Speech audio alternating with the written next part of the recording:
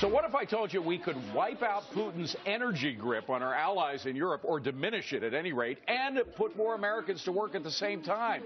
Tap and export more of America's oil, and particularly natural gas, maybe exported over there, and that's what could happen. More folks, including some Democrats, calling for it, but Green protesters like these telling the White House not to do it for the climate's sake. So who should the president listen to, Sabrina? And Sabrina, again, particularly in light of what the Ukrainians are going through right now, this could really help them, no? Right. I mean, energy is a powerful political tool, and we've seen Putin in the past try to limit natural gas to the Ukrainian people. 2006, 2008, 2009. He's threatened to do it in Moldova as well. This gives us a real strength, or a leg up in terms of foreign policy. But while I support this from a free market perspective, I want to just emphasize that it's not a silver bullet. There are other things that are really standing in the way, from the Jones Act to renewable fuel standards, even the Keystone. So just, there's other things that we could be doing as well. I understand. And Rick, it's not going to happen overnight. We're not going to cure everything by immediately lifting export bans, et cetera. But the Energy Department now has 25 applications pending for LNG, liquefied natural gas, export terminals. Shouldn't they be greenlit? Actually, yes, David. I'm really glad that you raised the point about the terminals. Something that's confusing people, and we need to straighten out. Where the government can do something, and I agree with you that they should, is fast-track these terminals so we can actually start moving this stuff out to these other countries and gain this upper hand. What the government can't do, though, we have to always remember, we all think the government stops the oil companies from... Right now, over 50% of the leases that are granted are not being developed, over 75% offshore not being developed. They make the call on this, not the government. And they're not going to want to dilute the prices of oil. Terminals, I'm with you. Okay, but as to the permit part, by the way, Emac, you often hear that from people opposed to more drilling. They say, well, they already have the leases. A lease is one thing. A drilling permit is another. Yes, the leases are out there, but the Energy Department and the Obama administration in general is holding back on drilling permits. Yeah, that's true. Oil and gas in this country largely remains in the protective custody, being facetious, of the Obama administration.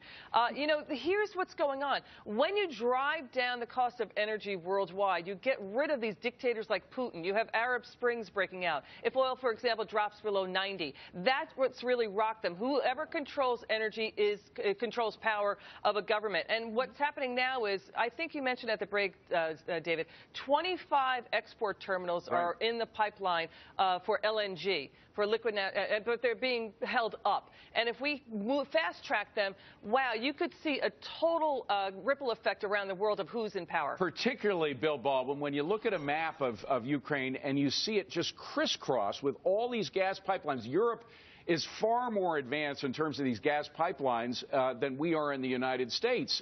This could really change the deal tremendously. Well, I'm all in favor of helping the European friends and hurting Putin, but I think there's a big problem. If you think that any kind of export terminal is going to be developed in the next couple of years, even during Putin's lifetime, we're talking about a NIMBY problem, not in my backyard. It doesn't matter whether there's a Republican or a Democrat in the White House. If the neighbors don't want one of these big, ugly terminals in their backyard, it doesn't happen. They hire lawyers. It'll take 50 years. I have to admit, Bill has a point here. The fact is that these terminals may be a little risky. I mean, natural gas does have a tendency to explode. Oh, that. Well, just that. Yeah, a little problem. There is none of us want that to happen unless it explodes by the time it gets to Moscow. Then maybe it's back it up the other way on the pipes. Look, the key player in all of this is Angela Merkel of Germany. She's by far and away the strongest leader in Europe, and they depend on Russian gas right now, and that means as Germany goes, so goes the whole continent, and we've got to help lessen the dependence on Europe to Russian gas. And John Tamny, you look at unemployment levels in the United States, the state that has more jobs than it knows what to do with is Dakotas, in the Dakotas, North Dakota and South Dakota, because they have all the natural gas there. Well, I hate to do this, but I'm going to have to be the Rick Unger of this segment. The notion Rick Unger is the Rick Unger of this segment. Go ahead. No, it's nice. I don't have to be the Rick Unger of this segment.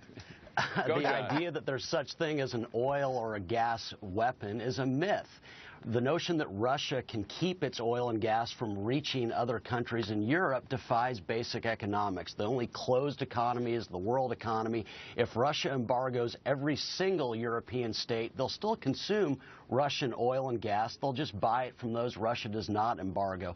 Let's go ahead and export over there, but this will not push Putin out of power. John, with respect, I listened to the Europeans, and particularly the folks in Baltic, the Lithuanians, the Estonians. They're saying, please give us gas. It'll give us much more leveraging power over the Russians. But we got to leave it at that. Now, we just talked about how Russia's trampling the rights of its neighbors. So why is the U.S. planning to give it and countries like China more control over the Internet? Is free speech online on the line?